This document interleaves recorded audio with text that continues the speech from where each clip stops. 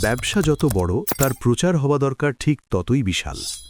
আজকের দিনে শুধু ভালো প্রোডাক্ট থাকলেই হয় না, মানুষের চোখে আপনাকে কেমন দেখাচ্ছে সেটাই ঠিক করে দেয় যে সে আপনার কাছে আসবে নাকি পাশের ব্র্যান্ডের কাছে যাবে।